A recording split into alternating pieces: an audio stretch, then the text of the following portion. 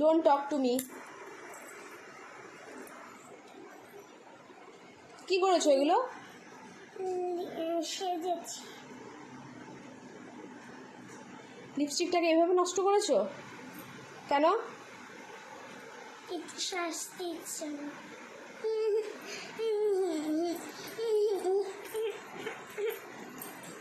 এখন কান্নার বাহানা হচ্ছে? এভাবে লিপস্টিক নষ্ট করে কেউ? করবে আরো? আমার মেকআপ বক্স ধরবে?